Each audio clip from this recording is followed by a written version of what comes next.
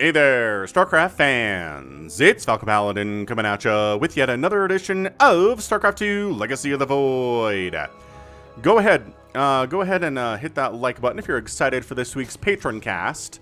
It's going to be Clem versus Ragnarok here in Romanticide, the latter edition. Bottom right corner we have Ragnarok, the Korean Zerg player, and in the top left we have Clem, the young European Terran. So it's Europe versus Korea, which is not as lopsided as it used to be 5 or 6 years ago.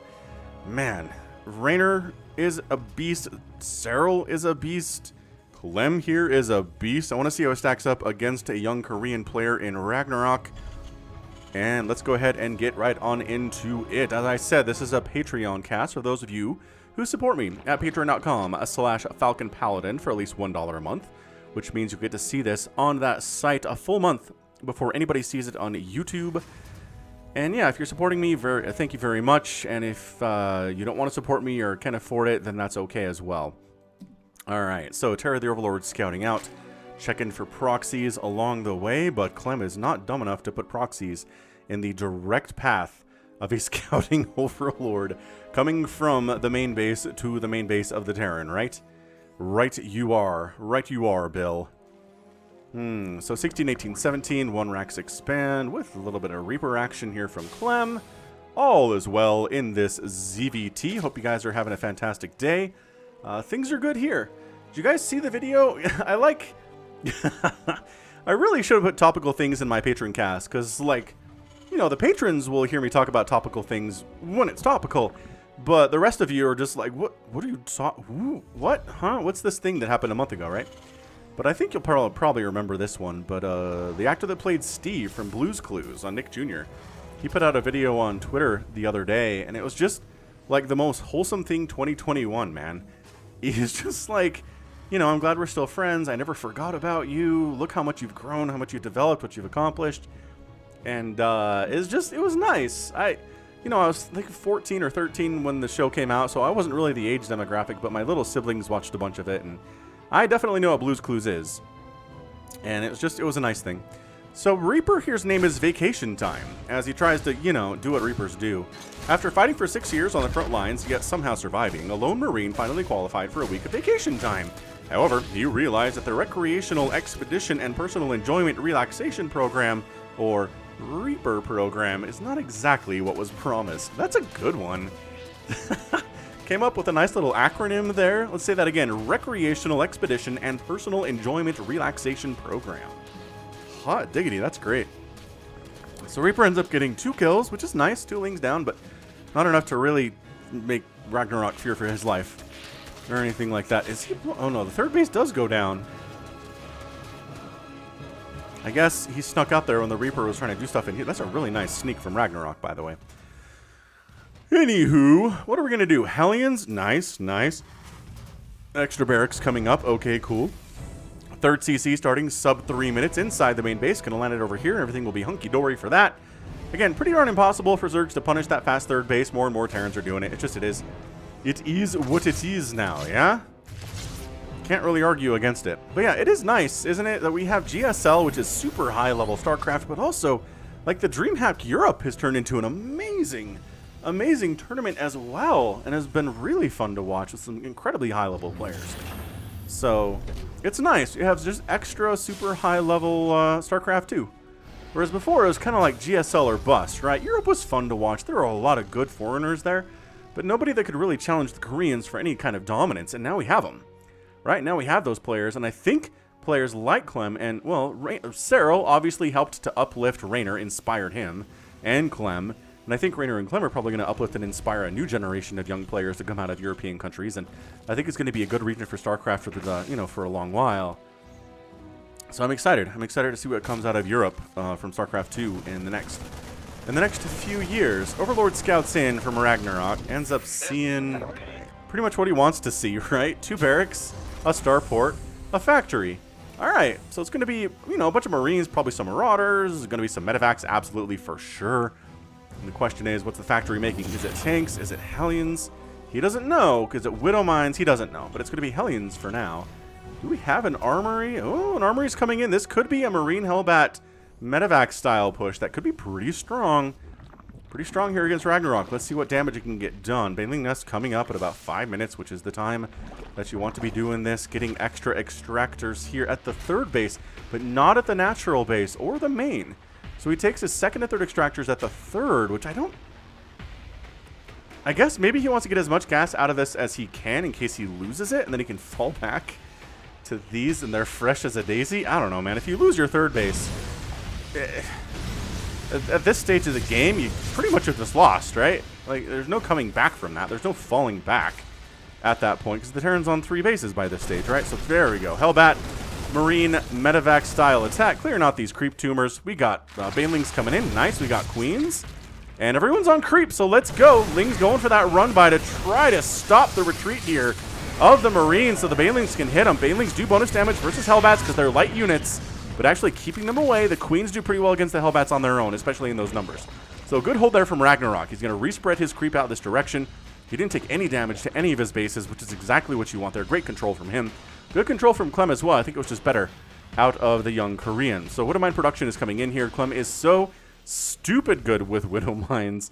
It really makes it hard to play against him as a Zerg player. You know what? Ragnarok's been around for a while. He's an up-and-coming Zerg player, but it doesn't mean he's new or anything. He's been around for a few years, and he knows the Terran tricks. The tricks of the trade. And Widow Mines aren't new units, right? Let's keep that in mind. They're not new. Fourth base coming in low ground here from Ragnarok. And man, if you did not catch the Raynor versus Clem game that I cast on Romanticide, well, for those of you on Patreon, it was like 2 days ago. And for those of you not on Patreon, it was like a month ago. But it was an epic tagged game between Raynor and Clem. And those two, they're everywhere. They're in multiple places at once, right? They're harassing while defending, while mounting a giant attack. They're recovering from damage so fast. They always have new armies ready to go after one dies or after one accomplishes what he needs to do. It's insane. So we'll see if this game can live up to that billing. I'm not sure it's going to get an epic tag. I try to keep those for games that truly earn it, you know? You gotta earn it. Dude, these tumors. Oh my gosh, the tumors, though. Just getting sniped. That's why we have extra. Oh my gosh. Look at this. Look at this. It's like I'm going to throw down new tumors. No, you're not. Is he not going to kill it? Oh, he does kill it. Okay. Didn't get this one, though. Didn't quite get that one, though. Hydra's in production. Going for Hydra range upgrade. As well as +1 melee attack. Widowmine friendly fire, but that's not friendly. Queen has to get transfused to make up for that damage. Ling run by attack. That Widowmine does get 3 kills, but nice control there from Ragnarok. But guess what? Hellbats in your mineral line. Ooh, that is a pretty good deterrent to Ling's running free inside there and killing SCVs. So that's nice. Hellbats, good answers. I was going to say to Ling's, but then that one just died to a couple of Lings. All right, continuing to push on in here with Widowmines kind of falling back. You want to fall back to the Widowmines, right? Oh, that one doesn't actually fire. Nicely done. Forcing a pickup and a retreat. They want to kill these rocks because this is a nice tank spot to set up with if you're a Terran player. Don't let them set up tanks here, Zerg players. If you're a Terran, get your tank set up here, right? That's how this works. Fourth base looking pretty happy. Fifth base coming in from Ragnarok. I like it. I like Ragnarok being aggressive with the expanding, recognizing he needs to expand, he needs a drone, he also needs army. So he's doing all of those at the same time. When there's a really high-pressure Terran situation like this, you kind of need all 3 of those things to be happening at once. Zerg players really just want to drone and drone and drone and drone, and then make an army. But you know what? Against someone who's going to mount attacks like this over and over and over, it's not going to work out for you. If you just try to drone to 80 and then make your army. See, we already have army, but we're at 80 workers now, which is nice. These queens are all going to die. Okay, one of them survives the target filing. Okay, the Banelings. Ugh. Okay, hatch down, but on the retreat here. Can Ragnarok avenge the death of that hatchery? I don't think so. Not off creepy can't. So immediately replanting the 4th. The 5th base coming up is nice. How many drones have died? Only 1 drone has died. Big time hits there, though. That was a little bit problematic for Clem. Not sure he wanted that to happen at all. He's mixing in some more tanks into his composition. Might be the first tanks he's made all day today, now that I'm remembering it. But +2 melee attack in production. Got range upgrade for Hydras. So Infestation Pit coming in. Interesting. Not a Lurker Den. Ragnarok is not one of those players who likes the Lurkers as much as Raynor does. But boy, 94 to 66 army supply. This is a tough spot. This is an extremely tough spot to be in if you are Ragnarok. He's trying to engage without going too far off creep. The target fire, the stutter stepping here from Clem is just insane. Hydra's getting some nice shots off. The Banelings are at their secondary spot if this one's not available. And doing pretty well here. Banelings making a couple good connections. Banelings making really nice connections there. And actually giving enough room for the Hydras to jump in here and kind of just win this thing. Oh yeah, that tank's dead. Very nicely done. If there was detection for these Widow Mines, that'd be awesome. Okay, Lurker Den is coming in, so he does like the Lurkers. Does he have any Overseers? Dude, make an Overseer. You're fighting against Widow Mines, man. Clem is not going to let you go home. Clem's got a 4th base up already. It's a planetary, because of course it is. Changelings picked out. There we go. Clem recognizes, hey, those Marines aren't obeying my commands. You had an Overseer. Okay, he's making one now. But now they're being protected by army. They're so much harder to kill when that's going on. Oh, you can't let this base die again. Ragnarok, you can't let this base die again. All right, so Widow Mine's at least getting, well, one of them goes down, surely. Okay, the other one goes down to Banelings, which is a fine trade for a Widow Mine, honestly. And tank goes down, and that's pretty much the end of the aggression. Like, you don't want to come super far in here if you're Clem now that your tanks are gone, right? And he doesn't. He's backing out. These Lings have been here for some time. I don't know if they're planning on running into this mineral line. That'd be pretty good. Running into that mineral line would be nice. So 4th base back from Ragnarok, took some hits. 5th base is up and happily running. Again, he's got a ton of workers here today, so the income advantage is actually favoring Clem a little bit. But turning downwards towards Ragnarok's side of the of that bar graph. Resources lost, 11,000 for Ragnarok, 8,000 for Clem, which is not too surprising.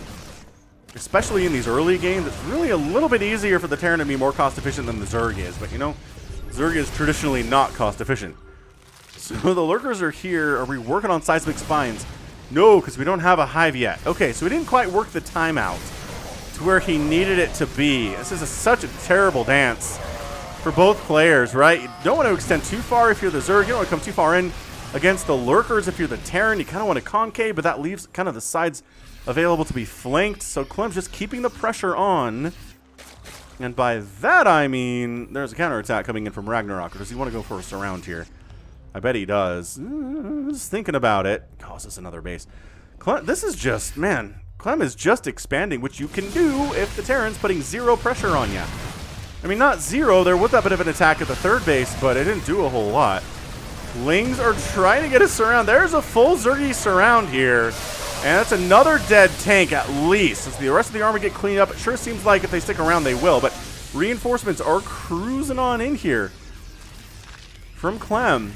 Creep spread pushing. Man, Clem's style is just so constantly aggressive and just always on top of it. With impeccable micro, impeccable macro back home. He's expanding a whole bunch. He's oversaturated here a bit, but that is understandable and that is forgivable considering I feel like he's ahead right now.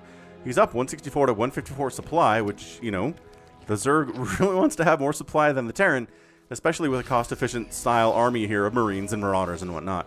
Terran in general is pretty cost-efficient. Again, Zerg mech's pretty cost-efficient. Bio can be really cost-efficient.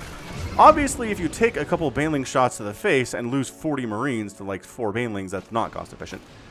But generally, if you're Clem, you can do pretty well here. You can make some good trades. Lurker's taking down rocks. Seismic Spine's done. Alright, so Adaptive Talon's getting started up next.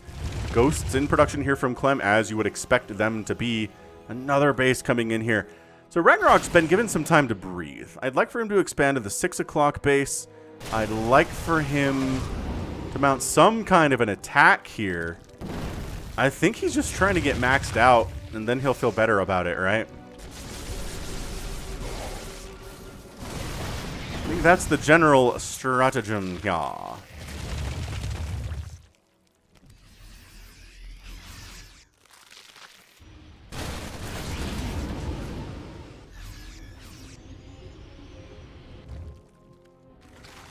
Clem dancing on the edge of the creep. That's what the Terran does in a ZVT. Got some Vipers coming in for Abductor Blinding Cloud. Whichever one should be fine. That is a sacrificial, like, expeditionary group right there. You draw the Zerg in range of the tanks. Do we survive this encounter, sir? No. Go do it. Steady targeting, trying to get some snipes off on these Lurkers, and, I don't know, Hydras or whatever you can get a target on. These guys are interested in maybe getting rid of a base that Clem isn't necessarily going for right now, I don't think. I don't think he is. Oh! no! He accidentally killed his own tank! Oh, they're human. These players are human just like the rest of us. Did you see that? He tried to A-move over here. He attacked his own siege tank. That was an important siege tank, too. Oh, maybe he was freeing up supply for more ghosts, though, because he is maxed out. Maybe he killed it because it was injured? Alright, maybe Clem's not human after all. Maybe I have to retract that statement. Seems possible I might have to retract it. It's just... Yeah, I mean, this is just following the rule of if you have the other player on the back foot the entire game, you probably win. Right? It's not very often that Zerg players... It used to be... There we go. He's going. Blinding Cloud on them siege. This is a run situation for Clem. He is just getting absolutely overwhelmed. I'm going to say the Serral style of just defend, and then push and win is hard to do against the Terrans these days. Because they will expand a billion times. And, you know, make it hard for you. So Planetary down. Siege Tank survives the onslaught, but 18 SCVs die. How much does Clem care about that? I don't know. He's got a lot of orbitals. He's making more. At some point, it's almost doing the Terran a favor to kill SCVs. He's got 66. He's making more to replace those, but I don't know. But anyway, as I was saying, the days of being able to just defend, and go are kind of over. Like, you need to win a couple battles on the other side of the map. You need to kill a couple bases on the other side of the map if you're going to win against somebody as good as Clem is, you know?